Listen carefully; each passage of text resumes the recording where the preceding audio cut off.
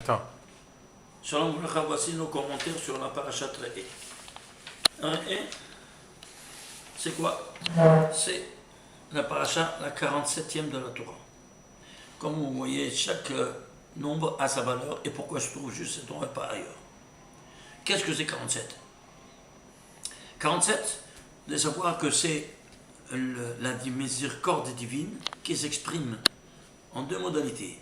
Lumière interne, lumière environnante. La lumière interne, c'est le nom de Dieu, le tétragramme divin, à valeur 26, Yud-Keh-Vav-Keh. C'est comme le noyau atomique et son électron. Son électron, c'est quoi? De la miséricorde divine, c'est le nom Eké. 21, 26, c'est l'interne, et Eké, c'est 21. L'ensemble, c'est 47. Allez, regarde, quoi donc? Regarde maintenant, à travers cette paracha, cette double présence de miséricorde divine. Alors, si on voit, qu'est-ce qu'on a vu? On a vu quand Dieu nous a parlé. On avait Chrolam Rohim et Takolot, c'est écrit. Comment tu peux voir des voix? Bien, Rashi nous dit, nos pères, ils ont vu ce que les oreilles ont entendu pour l'unique fois dans l'histoire. Point final. Comment toi tu peux voir, toi, les lettres qui volent dans l'air et que tu les vois comme un tapis lumineux? Tu vois les lettres et tu entends les lettres. Comment est-ce possible? Il y a le professeur Tomatis, un scientifique français, que certainement vous connaissiez parce qu'il y a beaucoup de centres Tomatis, Alfred Tomatis. Il a écrit l'oreille et le langage dans Science, n'est-ce pas? Dans la collection Science. Il a écrit ça. Il a écrit ce livre-là, l'oreille et le langage. Ici, dans ce livre-là, il ramène une expérience qu'il a fait que vraiment quelque chose d'incroyable. Il a dit qu'il y a le cœur qui a des sons, il émet des sons. Ta ta ta, ta ta ta, ta ta ta. Et comment on les a traduits ces sons? En électrocardiogramme. Ils ont mis des ventouses avec appliqué à un iPhone, n'est-ce pas, amplifieur. Et puis ça fait ta ta ta, ta ta ta. Et tu as fait électrocardiogramme. Tu as traduit les sons en vision. On dit, c'est chic, je peux faire traduire aussi même ma voix. Ce que je sens, je peux le faire, oui, pourquoi pas. Il a fait ce qu'on appelle un sonogramme. Tu parles et il y a des ondes qui se font et qui traduisent ce que tu parles en ondes et donc en sonogramme. Il a fait ce sonogramme, regardez ce que c'est sorti. Je vais montrer quelque chose de spectaculaire.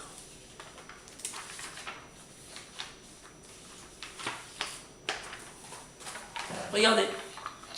Il a dit A. Regardez ce qui s'est sorti. Est-ce que ça a un rapport le A avec ce brouillon-là? B. Est-ce qu'il y a un rapport? Voilà. C. D. E. F. G. H. Il a fait tout l'alphabet français. Il n'y a eu aucune correspondance entre la calligraphie que faisait le sonogramme et la calligraphie que tu écrivais. Bon, il a dit peut-être en anglais, en français, il a dit en anglais, il a dit en italien, en espagnol, en toutes les langues européennes. Voilà, pas une seule lettre qui reflétait l'iconographie. Il a été aux Indes, Chinchuan, il a été en Chine, il a été dans Malaisie, partout, hein? Il a parlé, rien, aucun signe, aucune lettre traduisée. Il a été en Égypte, il a été en Libye, il a été tout, il a été en Israël. Il a dit, regardez, il a dit sa mère, regardez ce qui s'est sorti. Je t'embarque chez moi. Il a dit Aleph, regardez ce qui s'est sorti. Ça c'est à lui.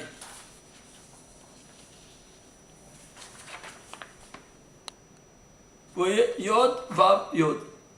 Il a pété les plombs. Il a dit bête, ce que j'avais ici, c'était une imprimante en couleur, ça fait quatre couleurs. Le vert et le jaune n'a pas été enregistré, et ça a enregistré seulement le bleu et le rouge. Donc ça, c'est l'original. Ici, il a fait le bête, c'est sorti vraiment bête. Il a dit Aïn, regarde c'est Aïn. Il a dit P, regardez le P. Il a dit Tzadi, regardez ce que c'est le Tzadi. Il a dit toutes les lettres de l'alphabet et toutes. Il ne revenait pas. Toutes les lettres, comme tu le prononces, elles se dessinaient comme tu l'as prononcé. Il a pété les plombs. Et c'est pas possible. Et il est venu à la conclusion finale. Il y a une seule et unique langue au monde qui reflète ce, comme tu le prononces, il se dessine. Ah, c'est pour ça que Rashi il a dit, quand sur le verset de la Torah, et tout le peuple ont vu les voix. Comme ça c'est écrit dans la Torah, au mont Sinaï. Quel peuple? C'est pas écrit Israël. C'est le peuple. On ne comprend pas. Mais qu'est-ce qu'ils ont vu? Ils ont vu Hakolot, les voix. Alors traduire la valeur numérique à Hakolot, c'est 541. Et bien si tu prends Israël, c'est 541. C'est-à-dire que si toi tu te branches sur la longueur d'onde de 541 kHz, que ce sont les voix, alors tu es branché et tu peux capter. Et l'unique peuple au monde qui a la valeur numérique de son nom 541, c'est Israël. Ce qui fait donc que si toi tu te branches sur cette même longueur d'onde, tu captes. Les autres nations qui même pouvaient être là-bas, ils n'ont rien pu voir. Vous comprenez ça ou pas? Maintenant, je vais vous dire quelque chose encore qui va très loin. Les scientifiques à Rehovot et 5 Pardonne-moi. Oui. S'il y a d'autres peuples qui parlent l'hébreu, qui comprennent l'hébreu, eux, ils arrivent à lire? C'est pas un peuple juif.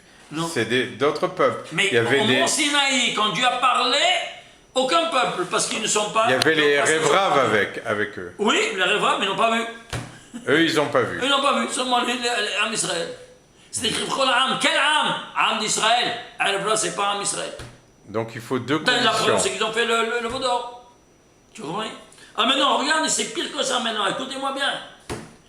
L'Institut de Rehoboth en Israël, ils ont entendu ça, ils ont dit quoi? On a été dépassé par les non-juifs sur notre langue, sur un patrimoine que nous avons et que nous n'avons pas d'égal. Ils étaient énervés et super choqués parce qu'ils étaient dépassés par leurs collègues.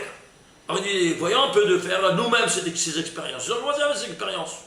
Ils ont pris les étudiants, tout ça, ils ont fait une centaine de preuves et ils ont vu, mamache, ça sortait, allez, comme ça, mamache, comme ça. Mais ils ont vu une différence. Regardez, ici, ça c'est Yod et Vav. Ce Vav, il y a des lignes. Assuré, ouais. Il est structuré par des lignes.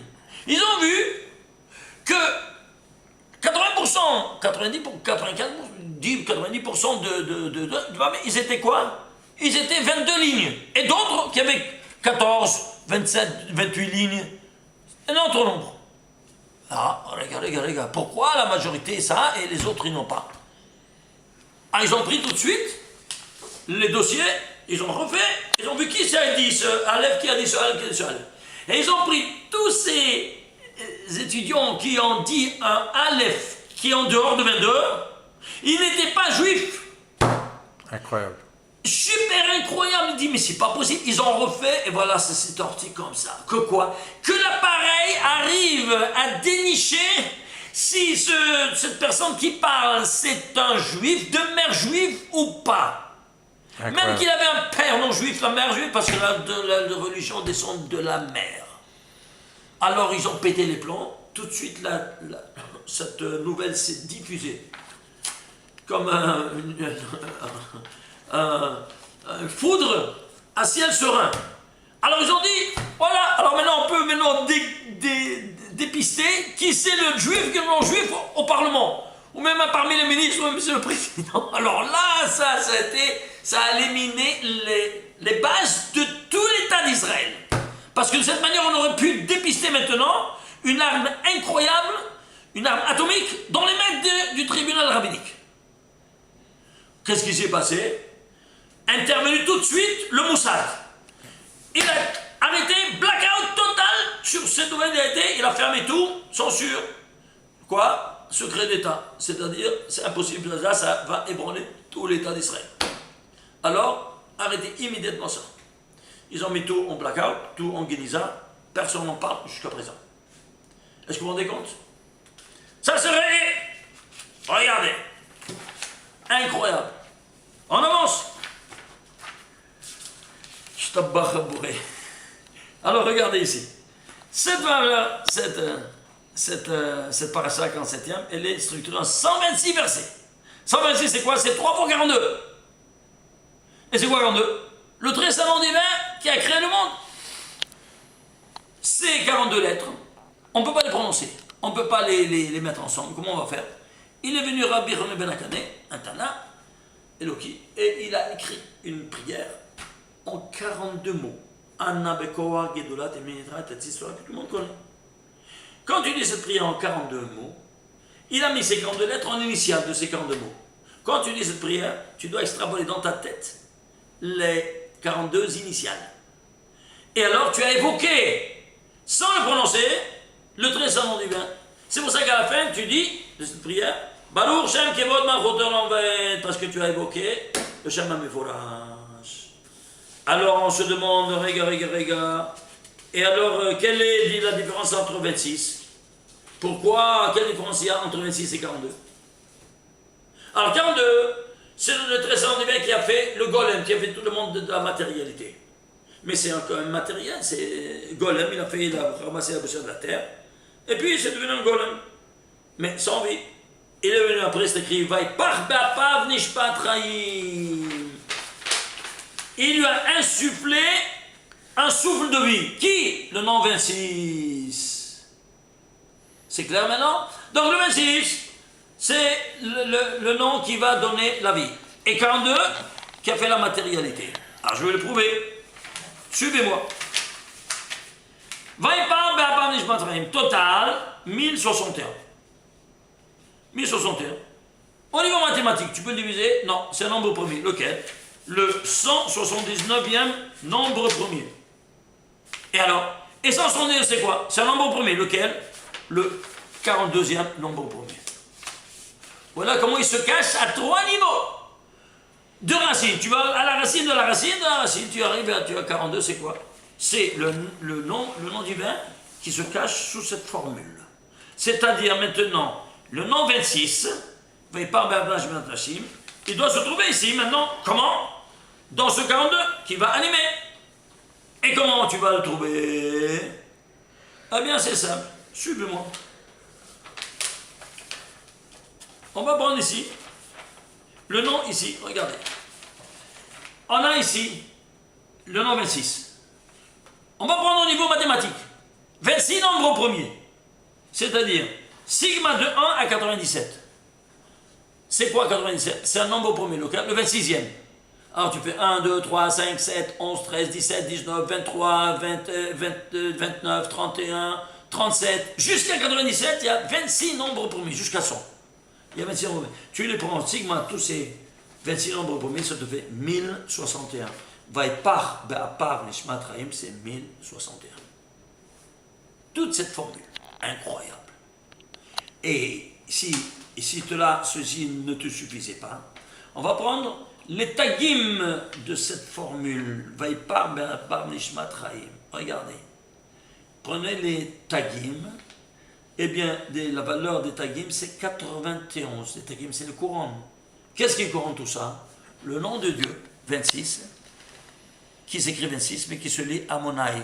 Comment c'est Amonai? 65. 26 plus 65, 91. C'est la couronne de toutes ces lettres. Et quelles sont les voyelles? Les voyelles, ça fait total 156.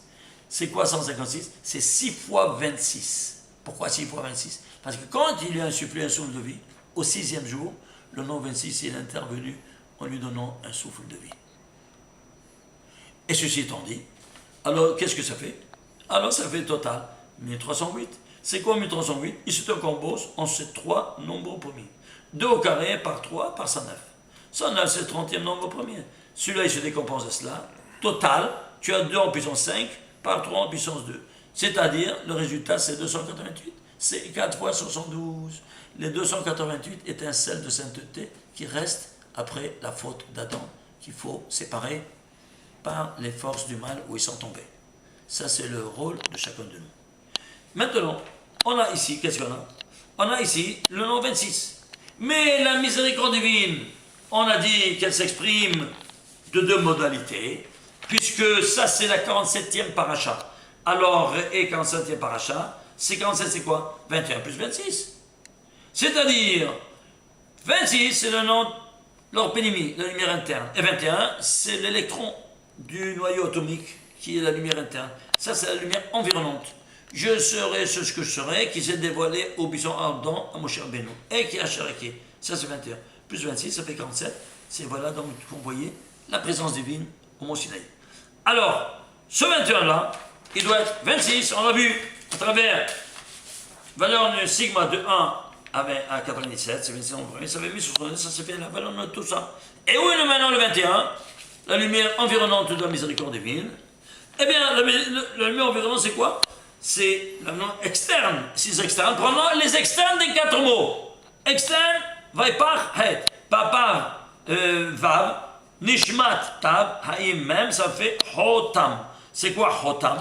Eh bien, tu vas prendre le nom de Dieu, et qui est dans les 3 modalités d'écriture pleine, Aleph, K, Yud, K, avec le He qui s'écrit de 3 modalités. He avec Yud, He avec Aleph, He avec He.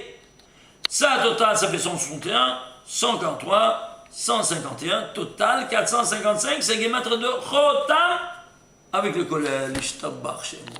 Donc on a ici, comme vous voyez, dans cette formule, il y a un souffle de vie dans ses narines. Tu as toutes ces dimensions de 42, métaphysique, 42, de 26 et de 21 ensemble. C'est pas fabuleux? Tu traduis en français, tu dis en bon français, il y a un souffle dans ses narines, ça va tout ça. Il n'y a plus rien. Regardez comment on détruit le message divin. Imaginez-vous une lettre, une nekuda, un point en plus, un point en moins, dans les voyelles ou dans les takim. Et sachez-le que tout est programmé, c'est-à-dire quoi? Il y a des lettres qui doivent avoir un tag, d'autres qui doivent avoir 3 tags, et d'autres qui ne doivent pas avoir du tout. C'est-à-dire c'est une règle. C'est pas que tu peux mettre les tagim dans n'importe quelle lettre que tu veux. Et c'est pas que tu peux mettre les voyelles dans n'importe quelle lettre que tu veux, il y a son emplacement, et quelle écoute que tu dois avoir, quelle est la voyelle qui doit animer cette chose. Donc c'est une grammaire.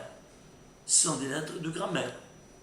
Voilà donc que ici, on voit ces dimensions incroyables sur quoi? Sur le nombre de versets, le nombre, la valeur numérique de la chronologie de la paracha, 47e.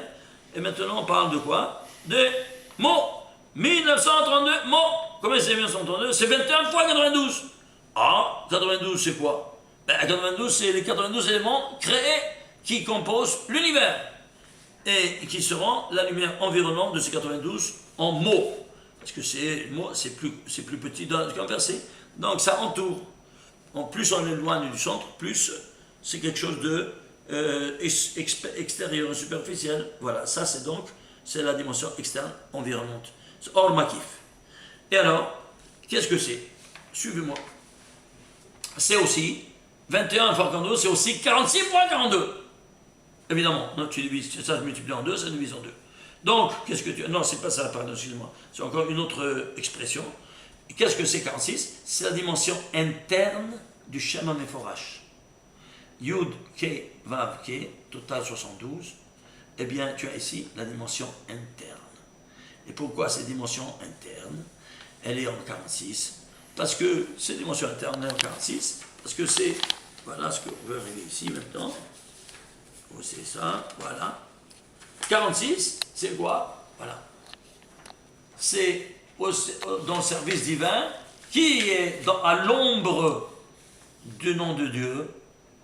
Eh bien, le juif qui n'a jamais transgressé la parole divine, qui c'est? Eh bien, ceux qui ne sont pas tombés dans la faute du vaudor, c'est qui? Shevet Lévi. Lévi, c'est 46. Donc, tu vois qu'il est à l'ombre du nom divin. Ça, c'est au niveau du service divin. Au niveau humain, chacun de nous, il peut être un Lévi. Pourquoi? Parce qu'il a potentiellement tout son patrimoine génétique est enfermé dans 23 paires de chromosomes. 23 par 2, c'est 46 chromosomes. Donc nous, chacun de nous, il est à l'ombre de Dieu. Il peut être donc potentiellement un Lévi, à condition qu'il sert Dieu sans devoir profaner sa parole divine. Niveau du devoir religieux. Le devoir religieux, il y a écrit ici. Venta, comme ça dit la Torah, dans Parashat Devarim, n'est-ce pas, dans la même Parashat, chapitre 10, verset 12. Et maintenant Israël, Ma Hashem Elokecha, qu'est-ce que veut l'Éternel de toi? Que de le craindre et de l'aimer, de le servir. D'aller dans tous ses cheminements, ou la hava, auto, et de l'aimer, et de le servir. De toute ta force, de toute ton âme. Qu'est-ce que tu comprends là? Non, Rachamim, dans la Gemara, tu dis, Antikramma, elle la met à. Ça, c'est dans le Masechet Menachot, page 43b, et même dans le Zohar, ça c'est la source. Il te dit, ne lis pas ma, Antikramma, elle la met à. Ma Hashem, mea doresh mimcha. Mea Hashem doresh mimcha, c'est-à-dire quoi? Sans, comment ça veut mea? C'est sans. Sans, Dieu veut de toi. C'est quoi sans Dieu veut de toi? Il y avait la mortalité dans le royaume de David Ameler. Chaque jour, il y avait 100 morts. Comme ça dit la Gemara. Et on est venu, on lui a dit, parce que vous ne faites pas, vous ne bénissez pas votre Créateur. Alors, il a fait 100 bénédictions pour servir, parce qu'on avait du service divin, c'est 46. Alors, qu'est-ce que ça rapporte ça avec Mea, ne lis pas ma, dis Mea c'est 100. Tu fais 100 bénédictions, et combien ça vaut Mea? C'est 46! 46, c'est Lévi, c'est la dimension interne du nom de Dieu. Alors Mea, c'est 46, et tu vas faire 100 bénédictions, tu vas le bénir 100 fois par jour, et c'est pour ça qu'on fait 5 amidot avec la Chazara, et puis le Berkat Kohanim, et le Berkat Amazon, et tout ce qu'on fait, n'est-ce pas? On arrive à 100 chaque jour profane. Voilà donc ici, on a ici cette dimension-là de quoi? De Ma, Antika, niveau mathématique, de 10 à 100, de 26, il y a 97 dans le problème comme on a vu. Une dernière chose que je voulais vous montrer, c'était quoi? C'est après le paramètre 42, c'est quoi? Le paramètre 43. Après 42, c'est la délivrance. Alors, on va être délivré. Pourquoi? Au stade 43. Eh bien, le paramètre de la délivrance sera 43. Création 42, 43, tu te délivres de toute cette matérialité quand tu as enfermé dans le corps. Alors, le stade ultérieur, c'est 43. Et qu'est-ce que c'est 43? Suivez-moi. Au niveau individuel, au niveau micro-individuel, le fœtus, il pousse dans le ventre maternel de la 38e semaine à la 42e semaine. Arrivé à la 42e, s'il n'est pas né, il faut lui faire une opération chirurgicale, ça s'appelle les césariennes, comme vous savez. Le premier jour de la 43e semaine, c'est le paramètre de la délivrance. Parce que les os amniotiques se transforment en venin, soit pour le gosse, soit pour la mère. Alors il faut les sauver. Donc 43, au niveau micro-individuel. Au niveau macro-national, la même chose. C'est écrit, voilà qu'au bout de 430 ans, les bénis Israël ont été libérés de la terre d'Égypte. Soit Parashat Shemot, 12e chapitre, 41e verset. Alors, ici, regardez.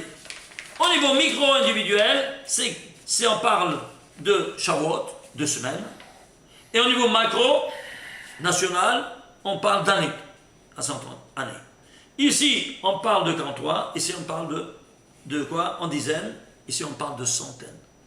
Toute proportion gardée, comme vous voyez, s'agrandit selon la proportion. C'est micro-individuel ou macro-national.